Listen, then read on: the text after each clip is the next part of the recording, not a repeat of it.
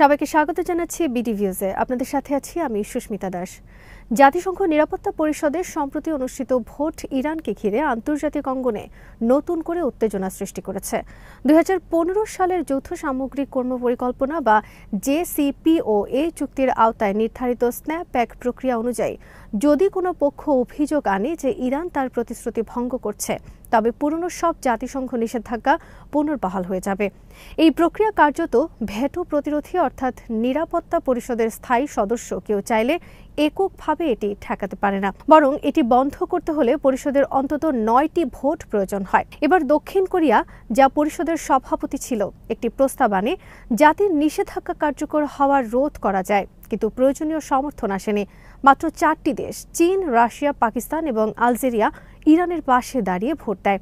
বাকি সদস্যরা ইউরোপীয় শক্তিগুলোর অবস্থানকে সমর্থন করে। ফলে প্রস্তাব ব্যর্থ হয় এবং সেপ্টেম্বরের শেষে স্ন্যাপব্যাক কার্যকর হওয়ার পথ সুগম হয়। স্ন্যাপব্যাক নিষেধাজ্ঞা কি এবং কার্যকর হলে কি কি নিষেধাজ্ঞা আরোপিত হবে ইরানের উপর, তার আদ্যোপান্ত জানাচ্ছেন ওয়াহিদ ফারুকে।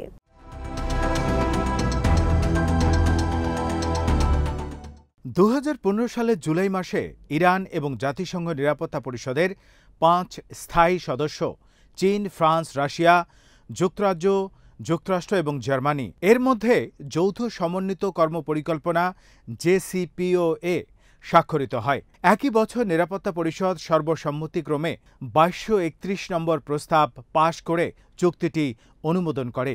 এই চুক্তির মাধ্যমে ইরানের পারমাণবিক কর্মসূচির ওপর কঠোর বিধিনিষেধ আরোপ করা হয়, যার বিনিময়ে 2006 সাল থেকে জাতিসংঘ যে একাধিক নিষেধাজ্ঞা আরোপ করেছিল তা শিথিল করার সিদ্ধান্ত নেওয়া হয়।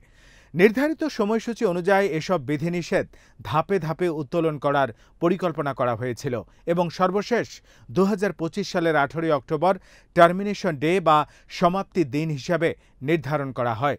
ওই দিন নিরাপত্তা পরিষদ ইরানের পারমাণবিক ফাইল নিয়ে আর কোনো বিবেচনা না করার সিদ্ধান্ত নেবে।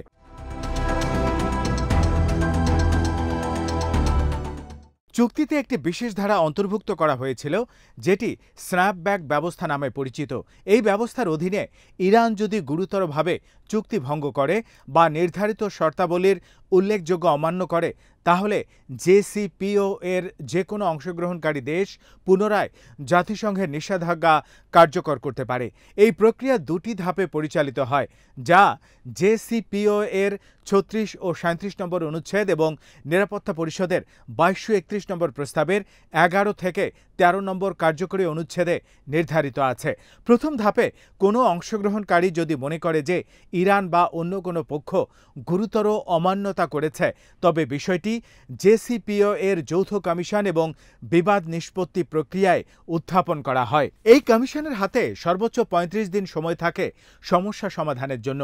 যদি এই সময়ের মধ্যে সমস্যার সমাধান না হয়, তাহলে অংশগ্রহণকারী দেশ নিরাপত্তা পরিষদকে আনুষ্ঠানিকভাবে জানাতে পারে।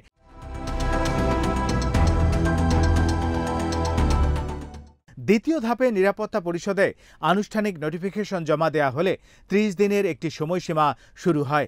এই সময়ের মধ্যে প্রথম 10 দিনের মধ্যে যদি কোনো পরিষদ সদস্য নিষেধাজ্ঞা অব্যাহত রাখার প্রস্তাব উত্থাপন না করে, তাহলে পরিষদের সভাপতি বাধ্য থাকবেন একটি খসড়া প্রস্তাব উত্থাপন করতে এবং ভোটে তুলতে।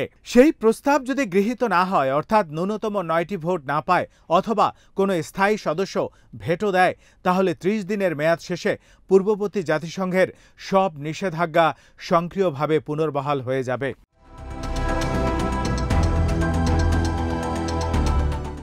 এই নিষেধাজ্ঞাগুলোর মধ্যে রয়েছে প্রচলিত অস্ত্রের ওপর নিষেধাজ্ঞা, ব্যালিস্টিক ক্ষেপণাস্ত্র উন্নয়নের সীমাবদ্ধতা, ভ্রমণ নিষেধাজ্ঞা, সম্পদ জব্দ এবং পারমাণবিক প্রযুক্তি উৎপাদনে বাধা। ইরান গত কয়েক দশক ধরে অর্থনৈতিক সংকটে ভুগছে। যুক্তরাষ্ট্রের একতরফা নিষেধাজ্ঞার কারণে তাদের তেল রপ্তানি মারাত্মকভাবে ক্ষতিগ্রস্ত হয়েছে। বৈদেশিক মুদ্রার সংকট এবং অভ্যন্তরীণ বেকারত্ব বেড়েছে। এর মধ্যে নতুন করে জাতিসংঘের নিষেধাজ্ঞা কার্যকর হলে দেশটির অর্থনীতি আরও বিপর্যস্ত হবে। একই সঙ্গে ইসরায়েলের সঙ্গে সম্প্রতি হওয়া 12 দিনের যুদ্ধে ইরানের পারমাণবিক স্থাপনা সহ বহু গুরুত্বপূর্ণ অবকাঠামো ক্ষতিগ্রস্ত হয়েছে।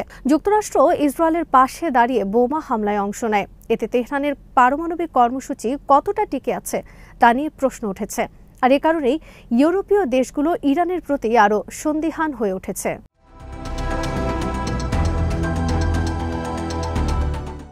ফ্রান্স, জার্মানি এবং যুক্তরাজ্য স্পষ্টভাবে বলেছে যে ইরান তার প্রতিশ্রুতি রক্ষা করেনি। তারা দাবি করেছে ইরান আন্তর্জাতিক পারমাণবিক শক্তি সংস্থা IAEA এর সঙ্গে পূর্ণ সহযোগিতা করেনি, তাদের সব স্থাপনা পরিদর্শনের অনুমতি দেয়নি এবং স্বচ্ছতার অভাব দেখিয়েছে। ইউরোপীয় ইউনিয়নের কূটনীতিক কায়া কালাস বলেছেন ইরানের জন্য কূটনৈতিক সমাধানের জানালা দ্রুত বন্ধ হয়ে যাচ্ছে। এখনই যদি তারা বিশ্বাসযোগ্য পদক্ষেপ না নেয় তবে পরিস্থিতি আরও খারাপ হবে।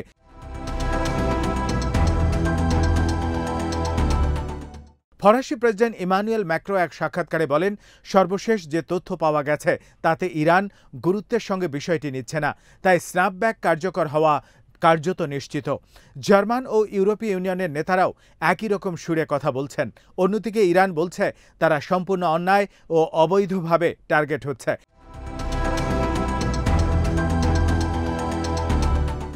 ইরানের পররাষ্ট্রমন্ত্রী আব্বাস আরাকচি বলেছেন, এই নিষেধাজ্ঞার কোনো আইনি ভিত্তি নেই, এটি একেবারে অযৌক্তিক। তিনি আরও বলেন, তেহরান ইতিমধ্যেই IAEA এর সঙ্গে একটি নতুন চুক্তিতে পৌঁছেছে, যার মধ্যস্থতা করেছে মিশর।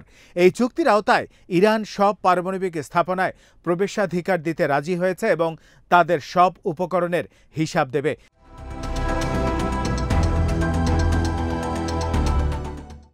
IAEA মহাপরিচালক রাফায়েল গ্রোসি জানিয়েছেন, এই চুক্তি অনুযায়ী পরিদর্শনের নোটিশ এবং বাস্তবায়নের জন্য একটি স্পষ্ট প্রক্রিয়া নির্ধারণ করা হয়েছে, যদিও এর বিস্তারিত এখনও প্রকাশ করা হয়নি। তিনি বলেন, এতে ইরানের সব স্থাপনা ও উপকরণ অন্তর্ভুক্ত থাকবে এবং সেগুলোর রিপোর্ট IAEA-কে দেয়া হবে।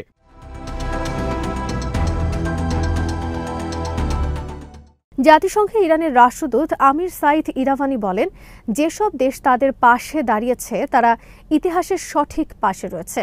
তারা ভয়ভীতি ও চাপের রাজনীতিকে প্রত্যাখ্যান করেছে। অপরদিকে রাশিয়ার রাষ্ট্রদূত ভাসিলি নেভেনজিয়া বলেন, ইউরোপীয় দেশগুলো নিরাপত্তা পরিষদকে তাদের খারাপ উদ্দেশ্যের হাতিয়ার হিসেবে ব্যবহার করছে। এটি আসলে একটি সার্বভৌম রাষ্ট্রকে চাপ প্রয়োগের মাধ্যমে দুর্বল করার কৌশল। চীনের প্রতিনিধি একই সুরে মন্তব্য করেন যে এই পদক্ষেপ কার্যত গত 8 বছরের কূটনৈতিক প্রচেষ্টাকে এক আঘাতে শেষ করে দিয়েছে। চীন ও রাশিয়া দীর্ঘদিন ধরেই ইরানের প্রতি সহানুভূতিশীল এবং তারা মনে করে পশ্চিমারা দ্বৈত মানদণ্ডে বিশ্বাস করে। পাকিস্তান এবং আলজেরিয়াও এবার স্পষ্টভাবে তেহরানের পক্ষে দাঁড়িয়েছে। অপরদিকে যুক্তরাষ্ট্র এবং তার পশ্চিমা মিত্ররা বলছে ইরান বিশ্বের সঙ্গে প্রতারণা করছে এবং তাদের কার্যকলাপ আন্তর্জাতিক নিরাপত্তার জন্য হুমকি।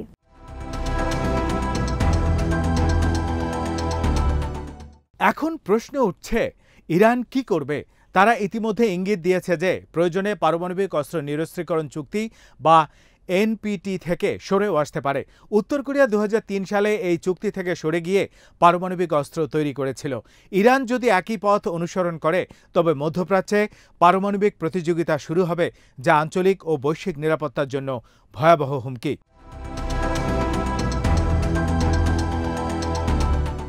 ইরান ও সৌদি আরবের মধ্যে সাম্প্রতিক ঘনিষ্ঠতা, পাকিস্তানের সঙ্গে প্রতিরক্ষা চুক্তি এবং চীন রাশিয়ার সমর্থন তেহরানকে নতুন আঞ্চলিক জোট গঠনে উৎসাহিত করতে পারে।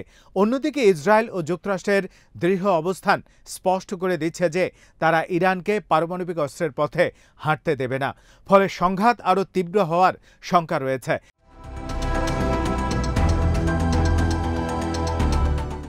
ইরানের অভ্যন্তরে পরিস্থিতি জটিল হয়ে উঠছে। বহু বছর ধরে অর্থনৈতিক সংকটে জর্জরিত জনগণ সরকারের ওপর আস্থা হারাচ্ছে। বেকারত্ব, মূল্যস্ফীতি, মুদ্রার অবমূল্যায়ন এবং সামাজিক অসন্তোষ বেড়েই চলেছে। নতুন নিষেধাজ্ঞা কার্যকর হলে সাধারণ মানুষের জীবনে আরও কষ্ট বাড়বে। এর ফলে দেশে রাজনৈতিক অস্থিরতা দেখা দিতে পারে।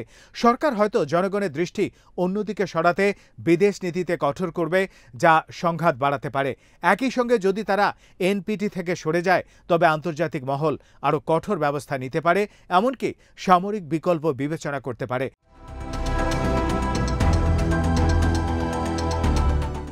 অন্যদিকে যুক্তরাজ্যের প্রতিনিধি বারবারা উডওয়ার্ড বলেছেন, দরজা এখনও পুরোপুরি বন্ধ হয়নি, তারা কূটনৈতিক সমাধানের চেষ্টা চালিয়ে যাবে, কিন্তু বাস্তবে পরিস্থিতি জটিল। ইউরোপীয় শক্তিগুলো ইরানকে বারবার সতর্ক করছে এবং ইরানও পাল্টা কঠোর ভাষায় প্রতিক্রিয়া জানাচ্ছে। এই টানাপোড়েনের মধ্যে মধ্যপ্রাচ্যে স্থিতিশীলতা ভীষণভাবে হুমকির মুখে পড়েছে। ইতিমধ্যে ইরাক, সিরিয়া, ইয়েমেন ও লেবাননে নানা সংঘাত চলছে। এর সঙ্গে ইরান ইস্যু যুক্ত হলে পুরো অঞ্চল অস্থিতিশীল হয়ে উঠবে।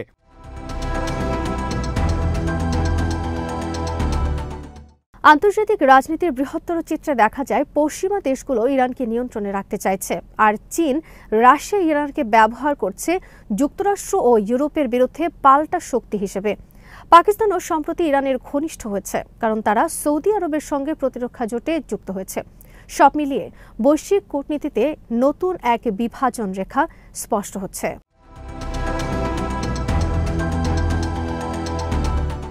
ইরানের ভবিষ্যৎ এখন বড় প্রশ্ন। তারা যদি সত্যি IAEA এর সঙ্গে চুক্তি বাস্তবায়ন করে এবং স্বচ্ছতা দেখায়, তবে হয়তো ইউরোপীয় শক্তিগুলো কিছুটা নরম হতে পারে। কিন্তু যদি তারা কঠোর অবস্থান নেয় এবং NPT থেকে সরে যায়, তবে তা মধ্যপ্রাচ্যের জন্য ভয়াবহ হবে। ইতিমধ্যে ইসরায়েল হুমকি দিয়েছে যে তারা ইরানকে পারমাণবিক অস্ত্র তৈরি করতে দেবে না, প্রয়োজনে সামরিক ব্যবস্থা নেবে। যুক্তরাষ্ট্র ইসরায়েলের পাশে রয়েছে, ফলে পরিস্থিতি এক বিপজ্জনক মোড়ে দাঁড়িয়ে আছে।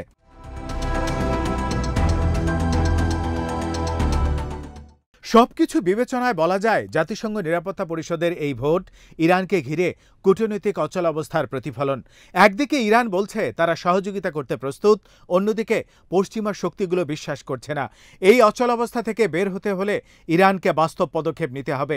অন্যদিকে পশ্চিমাদেরও কূটনৈতিক পথে সমাধানের চেষ্টা চালিয়ে যেতে হবে, না হলে মধ্যপ্রাচ্য আবারও বড় ধরনের সংঘাতে জড়িয়ে পড়বে এবং তার প্রভাব সমগ্র বিশ্বে পড়বে।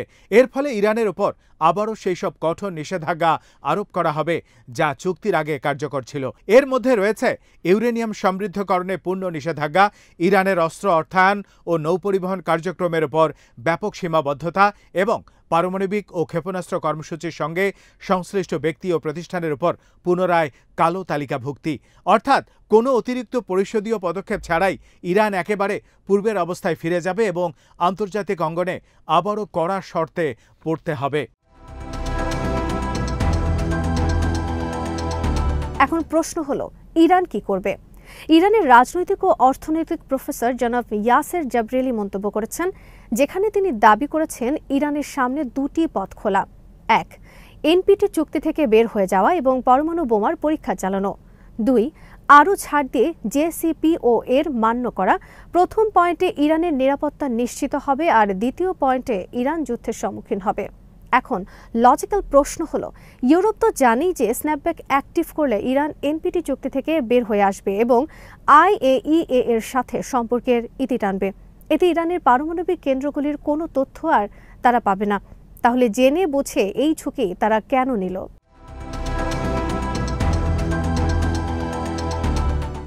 পশ্চিমা দেশ ও ইসরায়েল চাইছে ইরান যে মিথ্যুক সেটা প্রমাণ করতে।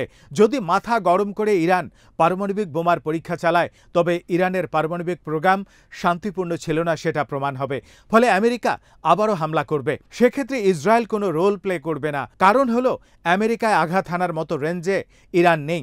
ফলে ইসরায়েলের উপর আঘাত হানলেও সেটা বিশ্বের কাছে ইরানকে ডিপ্লোম্যাটিক্যালি বিচ্ছিন্ন করে ফেলতে পারে। রাশিয়া ও চীনের জন্য সমর্থন দেয়া হবে ডাবল স্ট্যান্ডার্ড।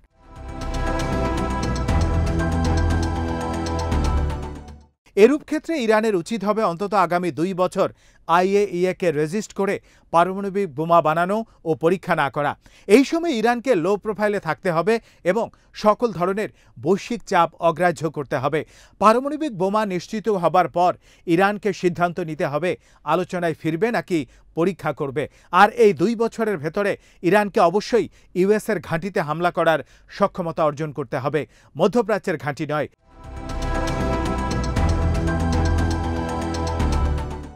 দিয়াগো গার্সিয়া ও US মেইনল্যান্ডে আঘাত হানার মতো মিসাইলের রেঞ্জ নিশ্চিত করতে হবে। পরমাণু বোমা US পর্যন্ত রেঞ্জ ছাড়া ইরানের অস্তিত্বের জন্য হুমকি। US রেঞ্জে মিসাইল ও পরমাণু তৈরি করতে পারলে কেবলমাত্র আমেরিকা ইসরায়েলের চাপেও ইরানে হামলা করতে দ্বিধা করবে। যদি ইরান ইতিমধ্যে পরমাণু বোমার অধিকারী হয়েও থাকে, তবে তাদেরকে মিসাইল রেঞ্জ ও দ্বিতীয় স্ট্রাইক ক্যাপাবিলিটি অর্জন করতে হবে। তার আগ পর্যন্ত ইরানকে বেশি কথা বলা বন্ধ করতে হবে।